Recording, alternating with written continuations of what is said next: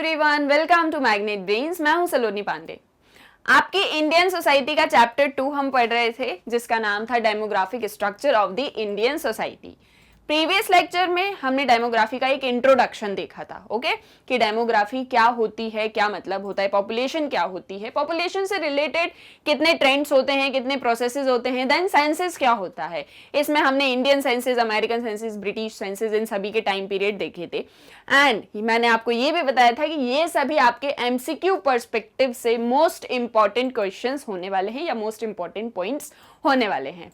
अब हम आपके चैप्टर की सेकंड थीम पर आ चुके हैं, जो है some theories and concepts in demography. Okay, अब इसके अंदर हम क्या पढ़ने वाले हैं? हम पढ़ेंगे Malthusian theory of population growth and theory of demographic transition और कुछ कॉमन कॉन्सेप्ट्स एंड इंडिकेटर्स जो डेमोग्राफी से रिलेटेड होते हैं।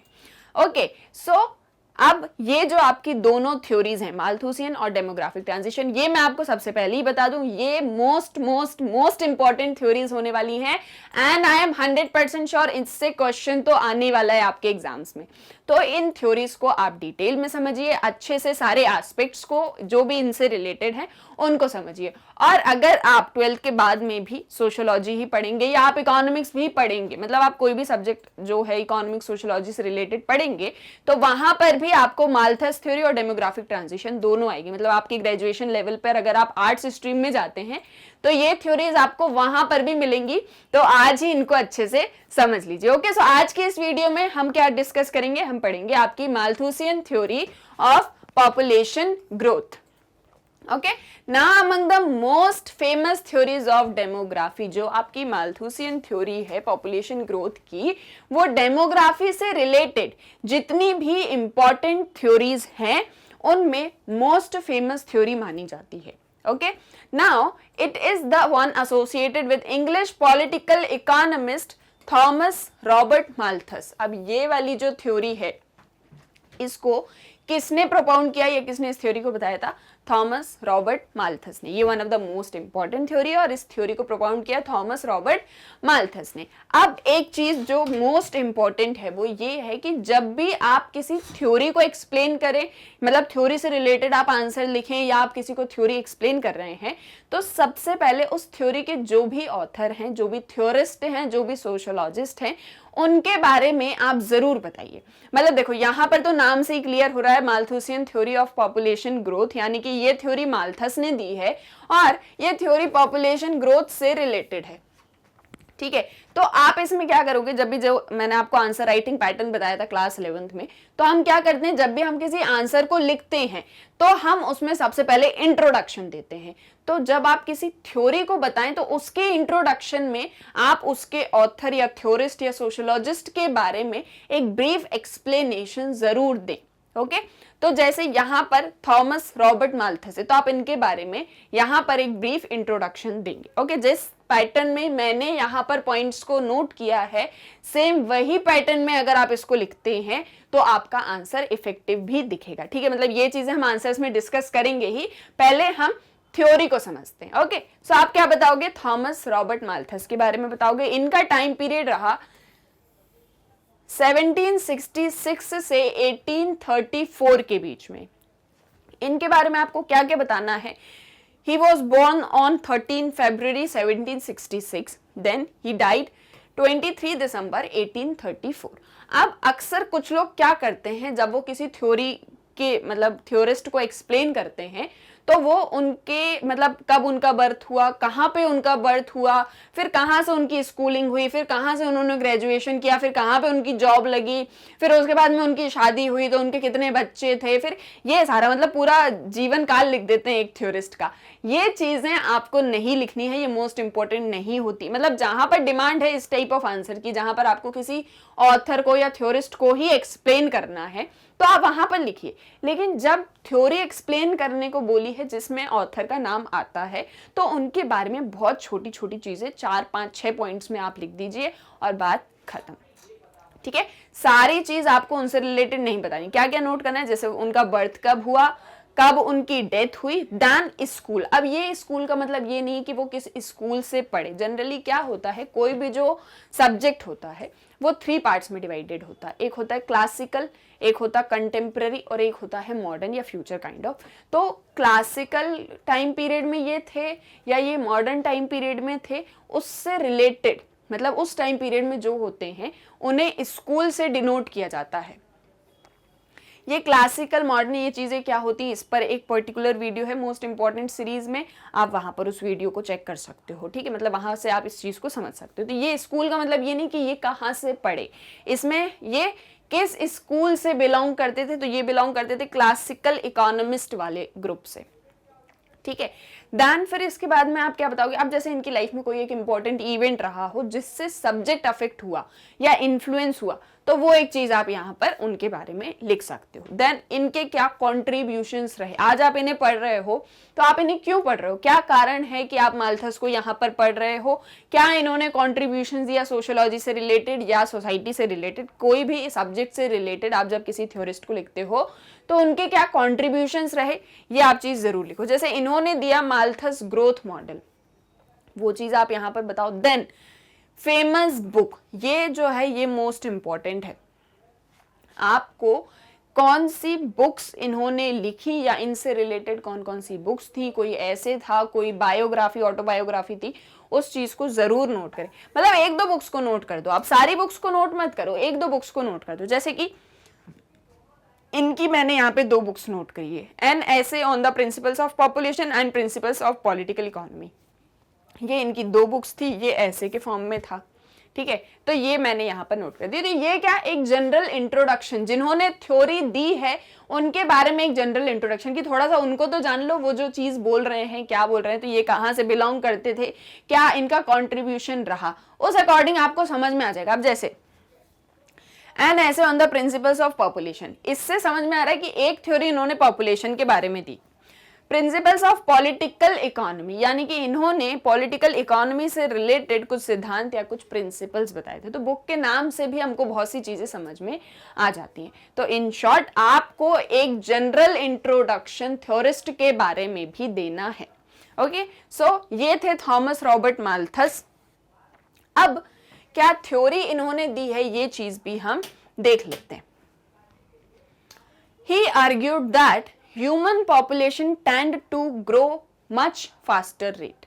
जो ह्यूमन पॉपुलेशन होती है वो एक बहुत ही फास्ट रेट से, बहुत ही तेजी से आगे बढ़ रही होती है, जो ह्यूमन की पॉपुलेशन होती है। क्या थ्योरी दी इन्होंने, पॉपुलेशन ग्रोथ से रिलेटेड थ्योरी दी। ठीक है, किसने दी, थॉमस रॉबर्ट माल्थस ने।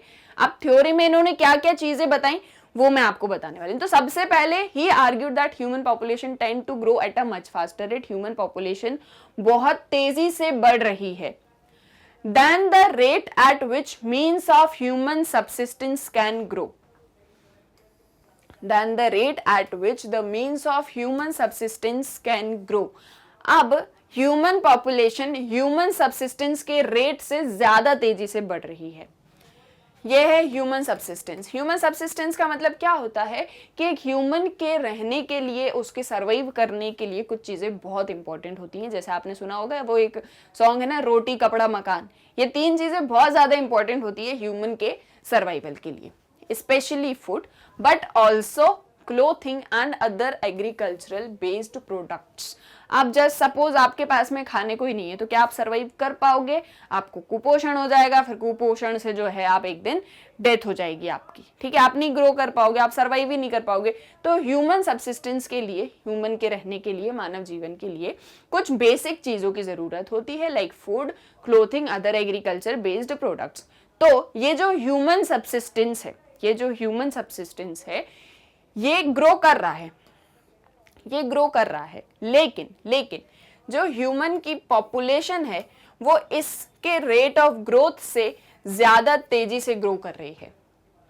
कैसे, आगे समझते हैं। ठीक है, धीरे धीरे समझो, सारी चीज आगे क्लियर होती चलेगी।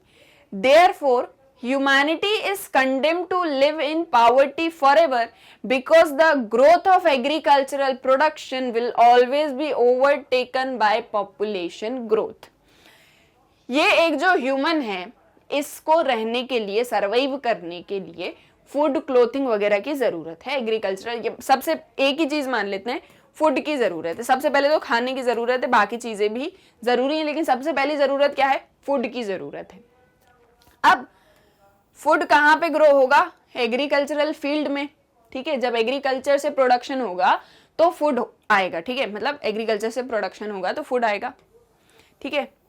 अब ये जो फूड से मतलब जो एग्रीकल्चर प्रोडक्शन हो रहा है वो ग्रो कर रहा है, वो ग्रो कर रहा है, धीरे धीरे बढ़ रहा है, लेकिन जो ह्यूमन की पॉपुलेशन है वो इस ग्रोथ रेट से ज्यादा तेजी से बढ़ रही है, ठीक है। लेकिन इस ह्यूमन की जो पॉपुलेशन है वो ज्यादा तेजी से ग्रो कर रही है, तो जितना फूड प्रोड्यूस हो रहा है वो सभी ह्यूमंस को नहीं मिल पा रहा है, ठीक है। जितना फूड भी प्रोड्यूस हो रहा है वो सभी ह्यूमंस को नहीं मिल पा रहा है, सबकी नीड्स को फुलफिल नहीं कर पा रहा है, सबकी डिमांड्स को फुलफिल नहीं कर पा रहा है। So agricultural production will always be overtaken by population growth. Agriculture से जो भी प्रोडक्शन हुआ है, जो भी प्रोड्यूस हुआ है, वो हमेशा पॉपुलेशन ग्रोथ से कम होता है, जिसकी वजह से पॉवर्टी होती है और ह्यूमन हमेशा गरीब रहता है। ऐसा कौन कह रहे हैं? ऐसा कह रहे हैं माल्थस। क्या चीज कह रहे हैं माल्थस? कि जो ह्यूमन सबसिस्टेंस है, या फिर मैं कहूं जो फूड है वो ग्रो कर रहा है, लेकिन जो ह्यूमन की पॉपुलेशन है वो इस ग्रोथ रेट से ज्यादा ग्रो कर रही है, वो ज्यादा ग्रो कर रही है, ठीक है। कितना डिफरेंस है अगर हम देखें तो दोनों के बीच में इतना डिफरेंस है, ठीक है। अब इतने लोगों को तो फूड मिल जाएगा, लेकिन ये जो इतने लोग हैं इनको फूड नहीं मिल पा रहा है, तो ये लोग हमेशा गरीबी में रहेंगे, ऐसा कह रहे हैं माल्थस। एक और चीज जो इन्होंने कही, ये टर्मिनोलॉजी में थोड़ा सा देखें, he said while population rises in geometric progression, जो पॉपुलेशन है वो जियोमेट्रिक प्रोग्रेशन से आगे बढ़ रही है। कैसे बढ़ रही है? जैसे कि आज 2 हैं, कल 4 होंगे, परसों 8 हो जाएंगे, फिर 16, 32, ऐसे करके पॉपुलेशन ग्रो कर रही है। आज 2 लोग हैं, कल को 4 लोग हो गए, फिर उसके बाद में 8 लोग हो गए, फिर 16 हो गए, फिर 32 हो गए, 64 हो गए। यानी कि जो पॉपुलेशन है वो बहुत तेजी से बढ़ रही है, लेकिन जो एग्रीकल्चरल प्रोडक्शन है that can grow only in arithmetic progression, लेकिन जो एग्रीकल्चरल प्रोडक्शन है वो केवल अरिथमेटिक प्रोग्रेशन में ही ग्रो करता है। अरिथमेटिक प्रोग्रेशन कैसे? 2, 4, 6, 8, 10, यानी कि देखो 2, 2 + 2 4, 4 + 2 6, 6 + 2 8, 8 + 2 10, देन 12, 14, ऐसे करके। यानी कि जो पॉपुलेशन राइज हो रही है वो डबल राइज हो रही है। 2 है, फिर 2 के डबल 4, 4 का डबल 8, लेकिन जो प्रोडक्शन हो रहा है, जैसे सपोज जो फूड का प्रोडक्शन हो रहा है, एग्रीकल्चरल प्रोडक्शन हो रहा है, वो बहुत स्लोली ग्रो कर रहा है, ठीक है। 2, 4, 6, 8, एक डायग्राम के थ्रू समझते हैं इस चीज को। देखो क्या चीज माल्थस कह रहे हैं, वो ये कह रहे हैं कि जस्ट सपोज ये है फूड सप्लाई, ये हो रहा है एग्रीकल्चर का प्रोडक्शन, ठीक है, ये एग्रीकल्चर का प्रोडक्शन हो रहा है, और ये है पॉपुलेशन, ठीक है। ये क्या है? ये है पॉपुलेशन और ये है फूड सप्लाई। कैसे फूड का प्रोडक्शन हो रहा है, कितनी ज्यादा पॉपुलेशन राइज कर रही है। अगर आप 0 से स्टार्ट करो, ठीक है, ये 0 है। अब देखो पॉपुलेशन कैसे राइज हो रही है। आज पॉपुलेशन 2 है, कल पॉपुलेशन 4 हो जाएगी, फिर पॉपुलेशन 8 हो जाएगी, ठीक है। यानी कि डबल रेट से पॉपुलेशन ग्रो कर रही है। लेकिन एग्रीकल्चरल प्रोडक्शन कैसे हो रहा है? आज 1 है, कल 2 होगा, फिर 4 होगा, फिर ऐसे करके 6 होगा। तो वो इसके साथ में तो मैच ही नहीं कर पा रहा है कहीं भी। इसके साथ में कैसे मैच कर पा रहा है प्रोडक्शन, ठीक है। आज अगर जस्ट सपोज 4 है तो ये 4 यहां पे आके मैच करेगा कहीं तो भी, तब तक जब 4 यहां तक मैच करेगा तब तक तो ये प्रोडक्शन मतलब जो पॉपुलेशन है ये कहीं ना कहीं 16 पे पहुंच जाएगी, और फिर वो 8, 6 जो हो रहा है यहाँ पे जो फूड सप्लाई है वो उसके साथ में मैच ही नहीं कर पा रहा।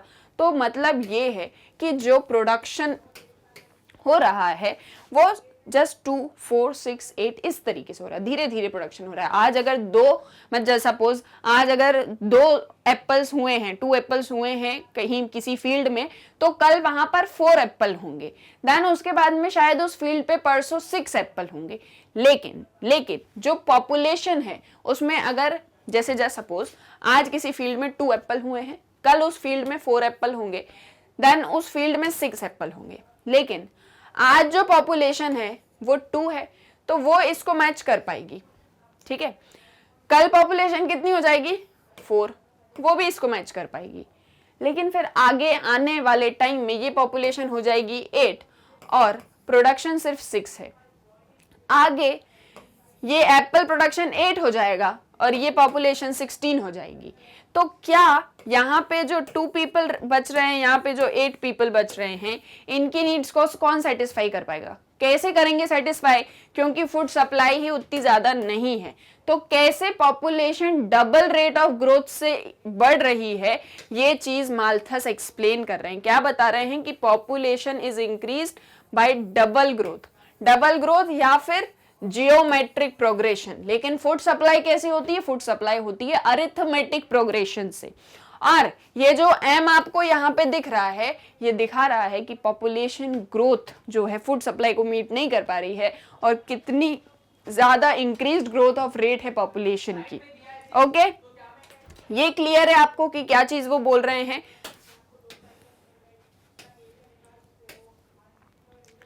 पॉपुलेशन कैसे राइज होती है? जियोमेट्रिक प्रोग्रेशन में। और एग्रीकल्चरल प्रोडक्शन कैसे राइज होता है? अरिथमेटिक प्रोग्रेशन में। ठीक है, तो आई होप इंट्रोडक्शन के थ्रू आप मतलब अभी एक छोटी सी थीम आपको समझ में आ गई होगी कि माल्थस क्या चीज कहना चाह रहे हैं। सबसे पहले वो ये कह रहे हैं कि ह्यूमन पॉपुलेशन बहुत फास्ट रेट से ग्रो करती है, कि ह्यूमन सबसिस्टेंस को वो मीट नहीं कर पाती।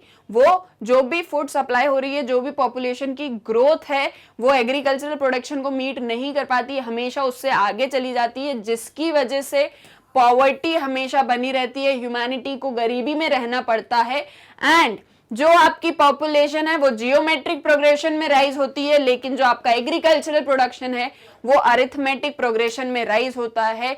ऐसा आपको कौन बता रहे हैं? ऐसा आपको बता रहे हैं Thomas Robert Malthus. Because population growth always outstrips growth in production of subsistence resources, the only way to increase prosperity is by controlling the growth of population. अब क्या चीज माल्थस कह रहे हैं? वो ये कह रहे हैं कि ये तो हमने समझ लिया कि पॉपुलेशन ग्रोथ बहुत तेजी से बढ़ रही है, लेकिन जो फूड प्रोडक्शन है या जो एग्रीकल्चरल प्रोडक्शन है वो उतनी तेजी से नहीं हो रहा। तो फिर क्या चीज कर सकते हैं? एक ही चीज कर सकते हैं कि पॉपुलेशन को कंट्रोल कर लिया जाए। जो ये पॉपुलेशन इंक्रीज, क्योंकि हम फूड प्रोडक्शन नहीं बढ़ा सकते हैं ऐसा माल्थस मानते हैं, तो इसीलिए हमको जो पॉपुलेशन है उसको कंट्रोल कर लेना चाहिए। When the increasing population rate is greater than the food supply, disequilibrium exists. क्योंकि जब जो फूड प्रोडक्शन है वो ग्रोथ रेट ऑफ पॉपुलेशन को मीट नहीं कर पाएगा तो डिसइक्विलिब्रियम आ जाएगा। जो चीज अभी अपन ने देखी, अभी अपन ने डायग्राम में ये चीज देखी कि यहाँ पे कहीं भी इक्विलिब्रियम नहीं दिख रहा है, ये मैच ही नहीं कर पा रही इस चीज को, ये सब इधर उधर जा रहा है, मतलब इक्विलिब्रियम नहीं है। इक्विलिब्रियम क्या होता है? ये पॉइंट एग्जिस्ट हो जाता है तो इक्विलिब्रियम होता है, आपने इकोनॉमिक्स में पढ़ा होगा। वैसे ही यहाँ पर ऐसा कोई पॉइंट नहीं है जहां पर पॉपुलेशन और फूड सप्लाई इक्विलिब्रियम में हो, इक्वल हो। ठीक है, तो क्योंकि डिसइक्विलिब्रियम एग्जिस्ट कर रहा है इस वजह से, क्योंकि क्यों एग्जिस्ट कर रहा है? फूड सप्लाई पॉपुलेशन ग्रोथ को कंट्रोल नहीं कर पा रही है या उनकी डिमांड्स को, नीड्स को सेटिस्फाई नहीं कर पा रही है। एज अ रिजल्ट इसका क्या रिजल्ट होता है? People will not get enough food even for survival. लोगों को इवन सर्वाइव करने के लिए भी, जीवन जीने के लिए भी फूड नहीं मिल पाता है और लोग भूखे रह जाते हैं, जिसके कारण उनकी अल्टीमेटली डेथ हो जाती है। ठीक है, ये चीज माल्थस आपको अपनी थ्योरी में बताना चाह रहे हैं। तो वो ये कहते हैं कि people will die due to lack of food supply. अब क्योंकि भैया फूड सप्लाई नहीं है, बहुत कम हो चुकी है फूड सप्लाई। जैसे सपोज ये एक बेस एरिया है, इतनी ज्यादा जो है फूड का प्रोडक्शन है, लेकिन इतनी ज्यादा पॉपुलेशन का प्रोडक्ट मतलब पॉपुलेशन ग्रोथ है, तो ये जो इतना जो बच रही है, ये जो इतनी पॉपुलेशन बच रही है, इसके लिए तो फूड सप्लाई ही नहीं है ना, इसके पास में तो फूड ही नहीं है। अब जब ये कंज्यूम ही नहीं करेंगे तो फिर इनके पास में कुछ भी मतलब खाने को नहीं होगा, ये सरवाइव नहीं कर पाएंगे, अल्टीमेटली इनकी डेथ हो जाएगी। Adversities such as epidemics, wars, starvation, famines and other natural calamities will crop up, which are named as positive checks by Malthus. और क्योंकि ये लोग जो है मतलब गरीब रह जाएंगे, फिर इनके पास में खाने को नहीं होगा, ये अल्टीमेटली मर जाएंगे, तो इस चीज को रोकने के लिए, इस एक चीज को रोकने के लिए पॉजिटिव चेक नेचर देगा। नेचर क्या करेगा, एपिडेमिक हो जाएगा, महामारी हो जाएगा, भूखमरी हो जाएगी। आपने सुना होगा ना, हिस्ट्री में ये सारे टर्म्स होते हैं, एपिडेमिक्स हो गया, स्टारवेशन हो गया, लोग के पास में खाने को नहीं है, वॉर हो गए, अदर नेचुरल कैलिमिटीज हो गई, जैसे कि फ्लड आ गया भैया, अर्थक्वेक ही आ गया। तो ये सारी चीजें, ऐसा माल्थस कह रहे हैं कि ये सारी चीजें नेचर करता है। नेचर क्यों करता है? क्योंकि उसको इस चीज को नहीं होने देना है, वो नहीं चाहता कि लोग भूखे मरे, नेचर नहीं चाहता, ठीक है, नेचर नहीं चाहता है कि लोग भूखे मरे और जो है मतलब इम्बैलेंस क्रिएट हो। अल्टीमेटली नेचर नहीं चाहता कि इम्बैलेंस क्रिएट हो, इसीलिए पॉजिटिव चेक बाय नेचर, यानी कि ऐसी एडवर्सिटीज, ऐसी इवेंट्स, ऐसी घटनाएं हो जाती हैं जिससे क्या होता है, ये फेमाइन्स में, एपिडेमिक्स में, वार्स में क्या होता है, बहुत सारे लोग खत्म हो जाते हैं, ठीक है, बहुत सारे लोग डाई हो जाते हैं ना, मर जाते हैं, उनकी डेथ हो जाती है इन सारी चीजों की वजह से। तो जब सपोज इतने लोग ही मतलब इनकी ही डेथ हो गई, ये लोग ही खत्म हो गए, तो फिर ये जो फूड सप्लाई थी ये वापस से ठीक हो जाएगी, मतलब जितनी पॉपुलेशन होगी उसके अकॉर्डिंग वापस से फूड सप्लाई होने लगेगी। सेकेंडली माल्थस क्या कह रहे हैं, on the contrary there are man made checks. इसके अलावा ये तो नेचर वाले चेक्स थे, यानी कि नेचर ये वाला काम करेगा, जस्ट सपोज जो है अगर पॉपुलेशन ग्रोथ फूड सप्लाई को पार कर जाती है तो। लेकिन मैन मेड चेक्स भी होते हैं जिसे प्रिवेंटिव चेक्स कहा जाता है, ठीक है। ये जो चेक्स हैं, ये जो पॉजिटिव चेक हैं, ये नेचर कर रहा है, ठीक है, लेकिन कुछ मैनमेड चेक्स भी होते हैं जिन्हें प्रिवेंटिव चेक कहा जाता है। ये दोनों चीजें क्यों हो रही हैं? पॉपुलेशन को कंट्रोल करने के लिए, पॉपुलेशन को कंट्रोल करने के लिए प्रिवेंटिव चेक और पॉजिटिव चेक लिए जा रहे हैं। अब ये चेक क्या होते हैं, कैसे पॉपुलेशन कंट्रोल होती है, ये चीज अपन आगे समझते हैं। यहां तक आई होप आपको क्लियर होगा। अगर कोई भी डाउट है तो आप मुझे बोल सकते हैं कि मैम हमको ये वाला पॉइंट समझ में नहीं आया, ठीक है।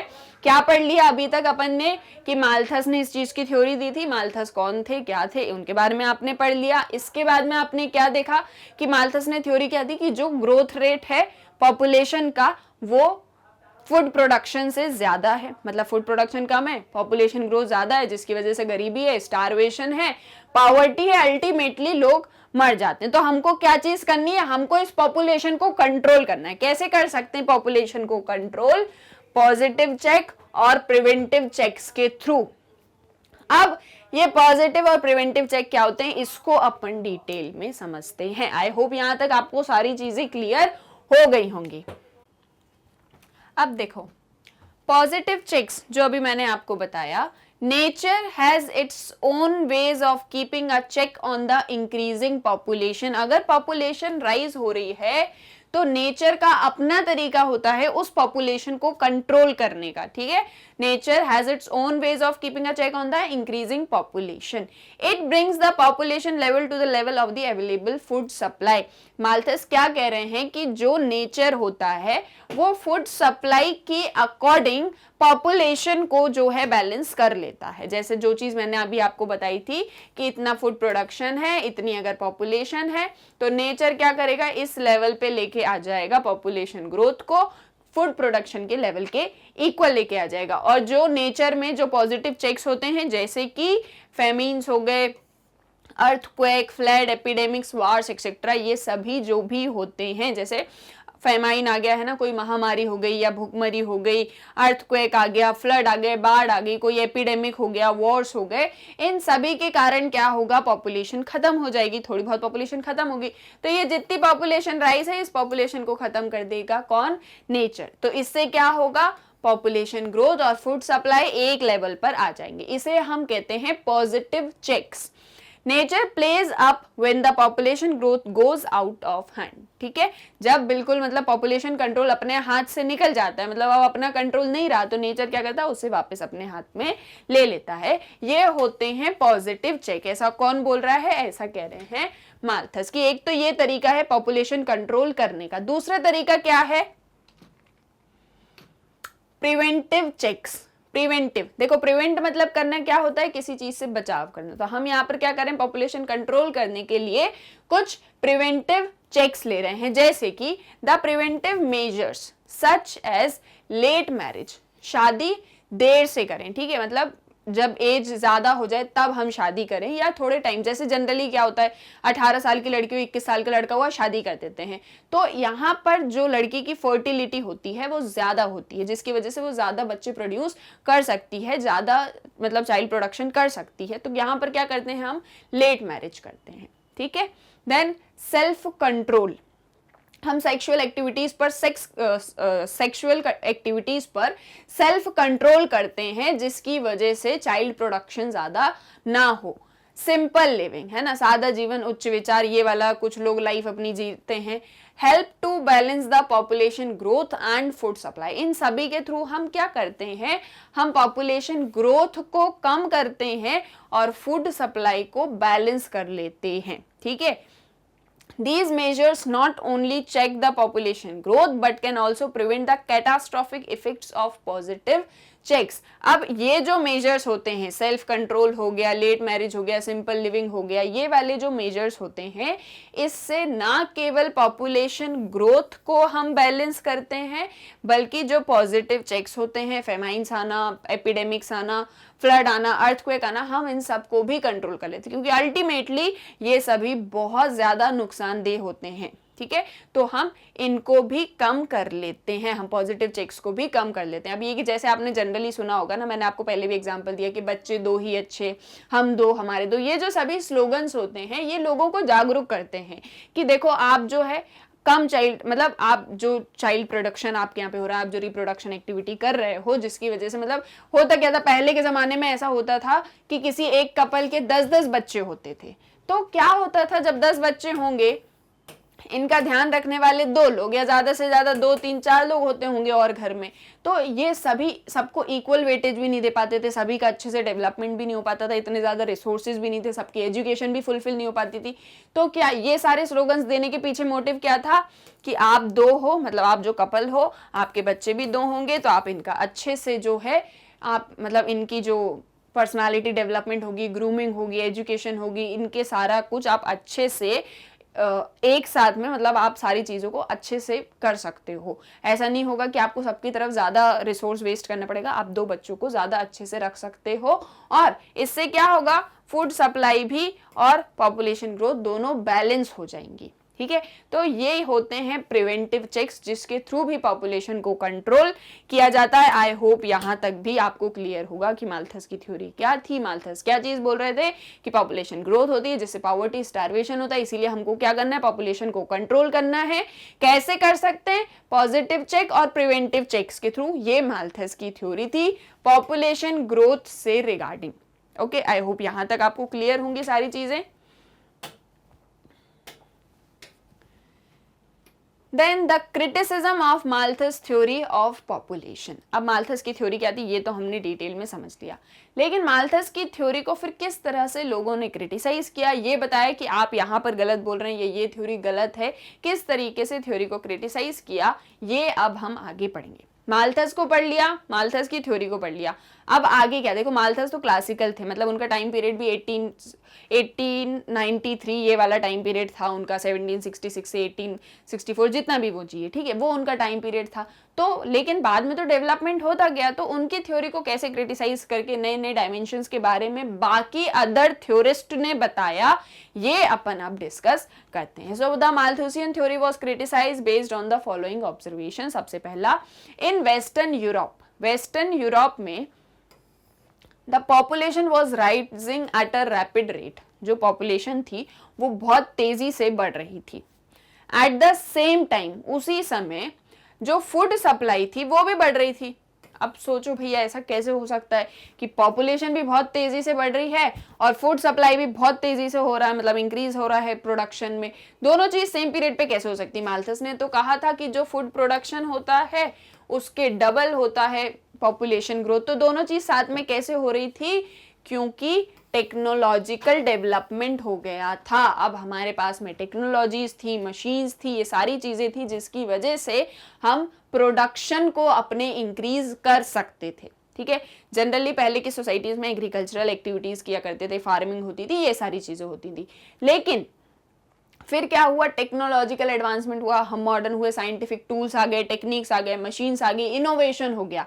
एग्रीकल्चर एक्टिविटीज भी आज के टाइम में कैसे होने लगी, आपका मशीन्स के थ्रू।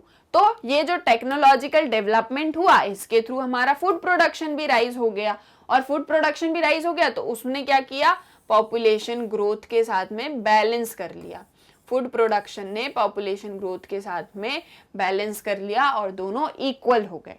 ठीक है, तो इस बेसिस पे, ये फर्स्ट बेसिस है जिसके बेसिस पे माल्थस की थ्योरी को क्रिटिसाइज किया गया। Secondly, many times food production had increased more than the population. बहुत बार ऐसा भी हुआ है जहां पर फूड का जो प्रोडक्शन हुआ वो ज्यादा हुआ देन पॉपुलेशन, यानी कि पॉपुलेशन इतनी रही और फूड प्रोडक्शन ज्यादा हो गया। ये कैसे हुआ, for example 2% of total population is working in the agricultural sector in US. अगर हम यूएसए की बात करें तो वहां पर केवल 2% पॉपुलेशन है जो एग्रीकल्चर सेक्टर में वर्क कर रही है। स्टिल, फिर भी the total GDP is more than $14 trillion. लेकिन यूएस की जीडीपी जो है वो $14 ट्रिलियन है, यानी कि यहाँ के जो लोग हैं वो बहुत ज्यादा प्रॉस्पेरस भी हैं, इकोनॉमी भी डेवलप्ड है। तो ये कैसे हो रहा है, ये चीज कैसे हो पाई, ये चीज मैं आपको आगे बताती हूँ कि ऐसा कैसे हो गया कि फूड प्रोडक्शन जो है पॉपुलेशन ग्रोथ से ज्यादा हो गया। Malthus theory stated that one of the reasons for limited food supply is non-availability of land. However, the amount of food supply in various countries has increased due to increased globalization. Malthus ने क्या चीज कही कि लोगों के पास में land नहीं होता है, खेती करने के लिए जमीन भी नहीं होती है, कम लैंड होता है, जिसकी वजह से भी फूड सप्लाई कम होता है। लेकिन अगर हम ग्लोबलाइजेशन के टाइम पे अगर हम देखें जहां पर सभी कंट्रीज ने अपनी अपनी इकोनॉमी को ओपन कर लिया था, अपने अपने मार्केट को ओपन कर लिया था, कोई बाउंड्रीज नहीं थी, हम हर एक कंट्री के साथ में ट्रेड कर सकते थे।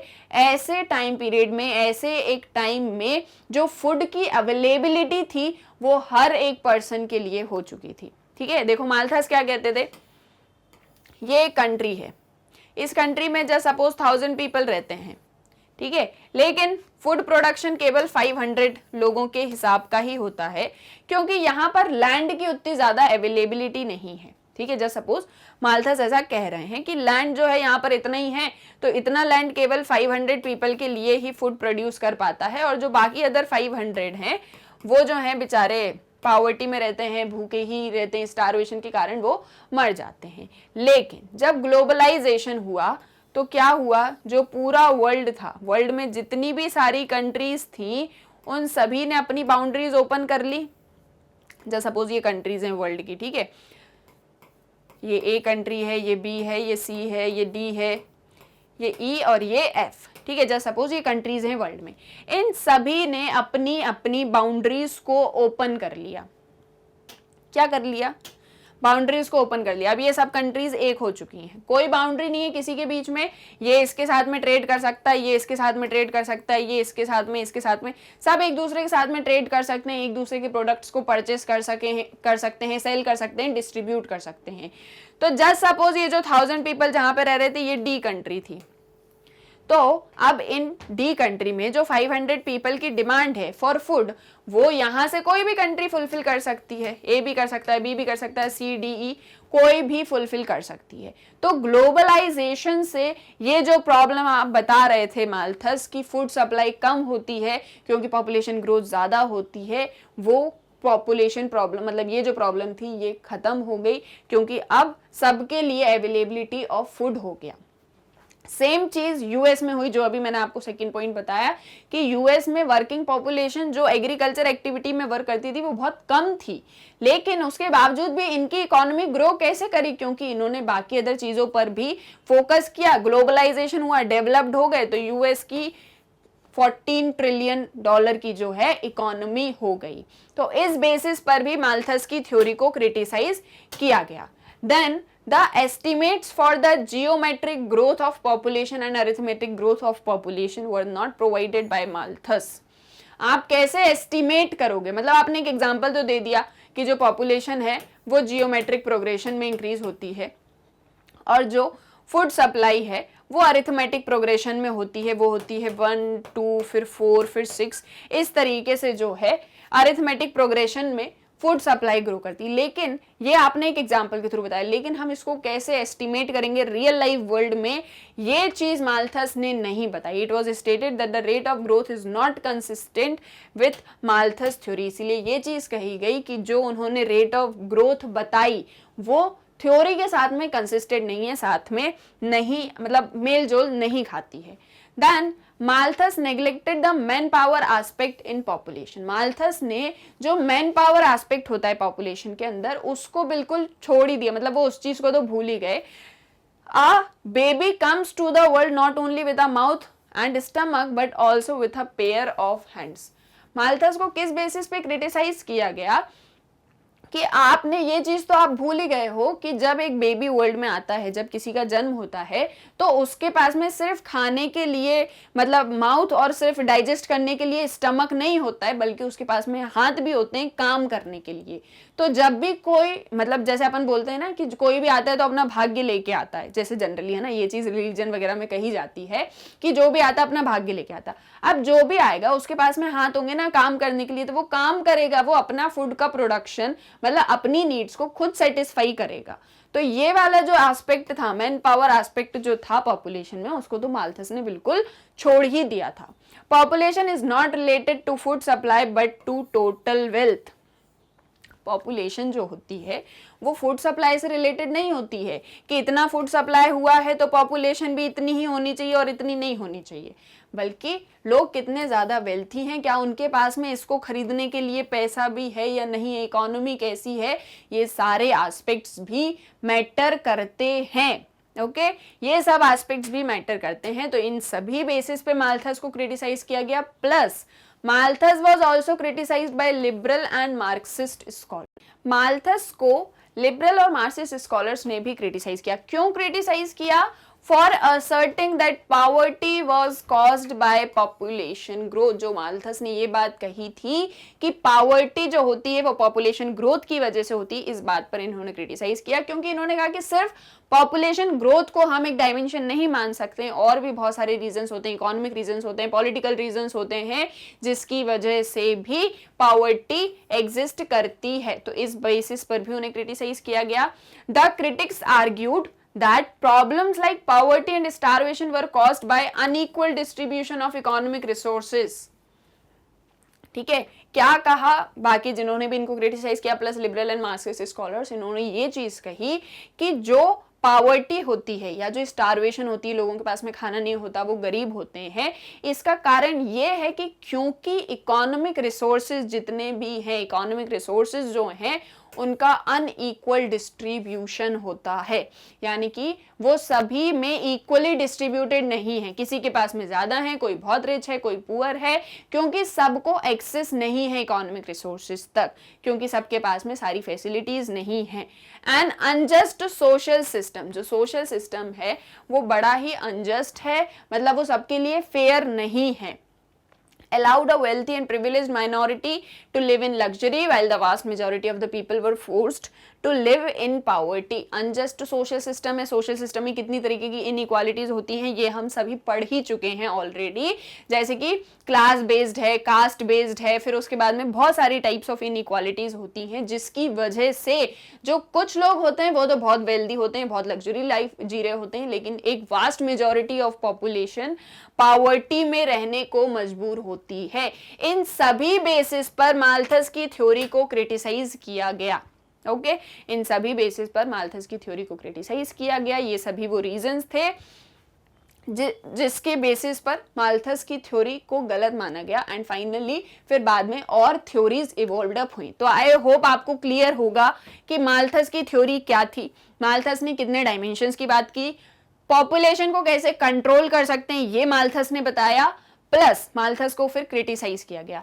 तो जितने भी डायमेंशंस आज हमने माल्थस की थ्योरी से रिलेटेड पढ़े हैं वो सभी आपको बहुत ही ध्यान से समझना है, ध्यान से पढ़ना भी है, फिर उनके नोट्स भी बनाने हैं, क्योंकि ये जो है बहुत इंपॉर्टेंट थ्योरी है, आपको आगे तक ये चीज काम आने वाली है। I hope everything is clear to you. Still अगर कोई डाउट लगता है, कोई चीज ऐसा लगता है कि हमको ये वाला पॉइंट समझ में नहीं आया है, तो आप बेझिझक मुझे कमेंट सेक्शन में बता सकते हैं, हम आपके डाउट्स को वहां पर सॉर्ट करेंगे। अब हम देख लेते हैं कि आप मैग्नेट ब्रेन्स की वेबसाइट को कैसे एक्सेस कर सकते हैं। तो बहुत ही सिंपल सा प्रोसेस है, जस्ट गूगल पे एंटर करना है magnetbrains.com।